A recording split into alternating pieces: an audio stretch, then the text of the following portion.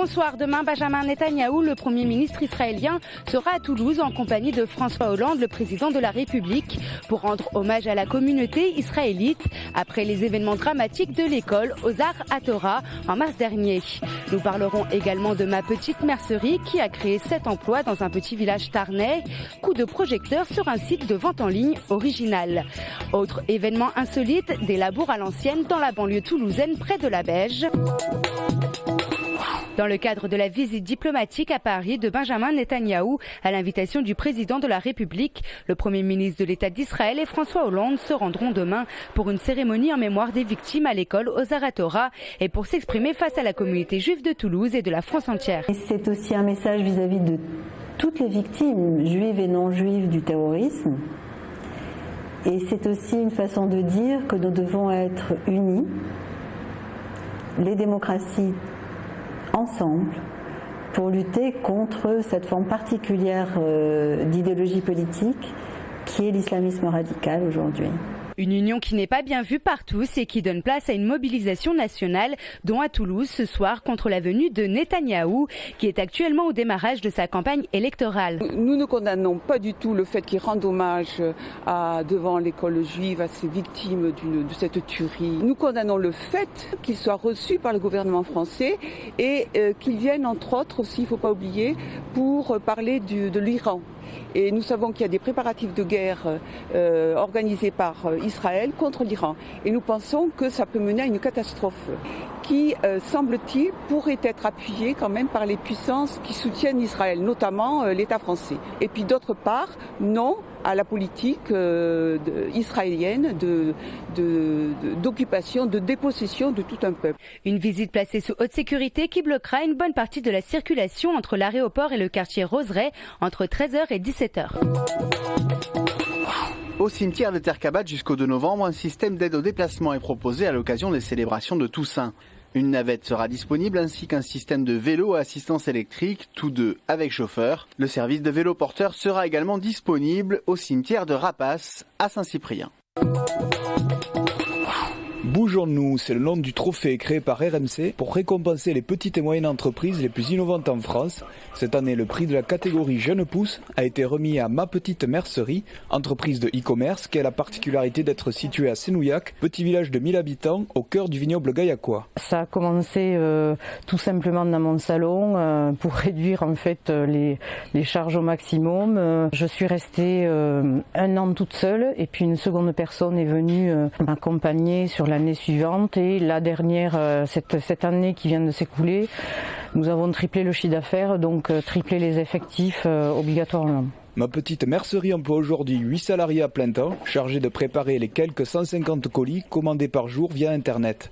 Avec plus de 20 000 références de produits de tissus, rubannerie, boutonnerie, laine et tout accessoire de mercerie classique, l'entreprise vise principalement les femmes âgées de 20 à 40 ans. Notre niche, c'est vraiment les travaux d'aiguille au sein des loisirs créatifs. C'est un secteur qui est en plein essor de par les 35 heures, de par la proposition des produits qui donnent envie toujours plus de créer et de pouvoir transformer et faire soi-même des ouvrages ou des petits accessoires sans être de la couture pour personnes confirmées. Avec un chiffre d'affaires de 1,2 million d'euros en 2011, une communauté de 16 000 fans sur les réseaux sociaux, Ma Petite Mercerie est devenue une référence dans le secteur des loisirs créatifs. Cette jeune entreprise mise sur la qualité de ses produits et le soin apporté à chaque colis pour conquérir de nouveaux clients. Attention, trafic perturbé dans le quartier de la Cartoucherie à compter de ce soir 19h et ce jusqu'à dimanche minuit. Pendant 4 jours, des opérations de déminage vont avoir lieu sur site. Conséquence, l'avenue de Grande-Bretagne sera fermée à la circulation et au stationnement. La ligne 45 sera déviée et le trafic de tram interrompu entre Arène et Purpan. Pour le stationnement, le parking du Zénith sera ouvert aux riverains et surveillé. Enfin, pour les voitures, 2 itinéraires de contournement sont prévus, l'un par l'avenue du Toec, l'autre par l'avenue de Casselardi, puis le boulevard Wagner, en bord de Garonne. À partir du printemps 2013, l'aéroport de Toulouse-Blagnac proposera 2 à 3 vols hebdomadaires à destination de la Corse. Ces vols seront mis en place par la compagnie Volotea, nouveau venu dans le paysage aéronautique européen. Volotea est né il y a maintenant 7 mois, puisqu'on a commencé nos premiers vols le 5 avril dernier. C'est une compagnie low cost qui souhaite se développer sur des liaisons qui sont soit peu développées, soit pas développées du tout, entre métropoles régionales. Volotea dessert actuellement 53 destinations européennes.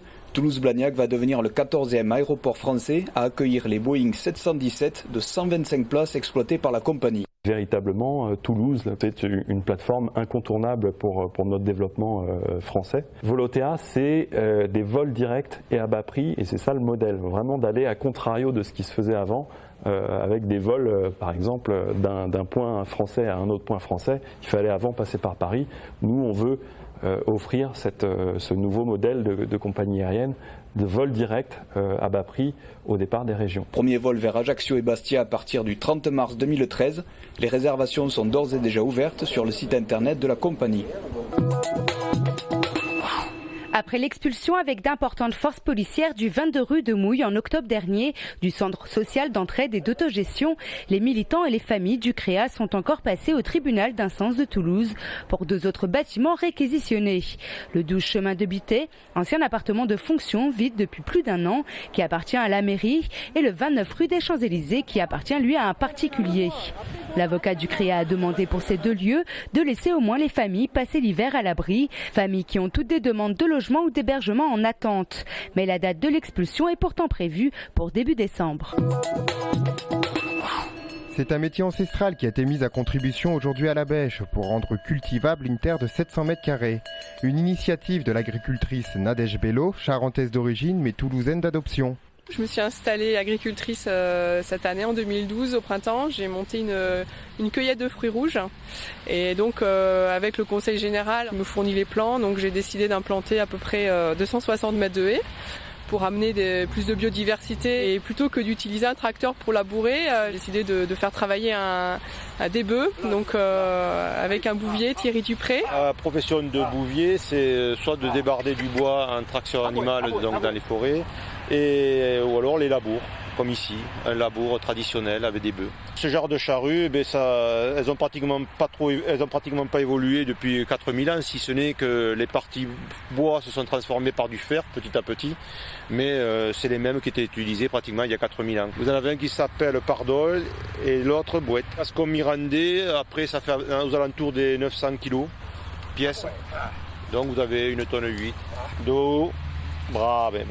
Doux bravé, autrement dit doux mais brave, et Pardol, Gouette et leur bouvier le furent au cours de cette journée de labeur qui permet à la région toulousaine de se doter prochainement d'un coin élargi de cueillette de fruits rouges. Vaincu par le Stade français le week-end dernier, le Stade toulousain n'a pas le temps de gamberger. Demain à 16h15, les hommes de Guinoves affrontent le Racing Métro à Ernest-Vallon, des franciliens moribonds en championnat qui viennent de subir 3 défaites d'affilée. Le Stade sera privé de Dussautoir, Boxis et Médard. Après sa pige face au Stade français, William Servat devrait retrouver ses fonctions d'entraîneur.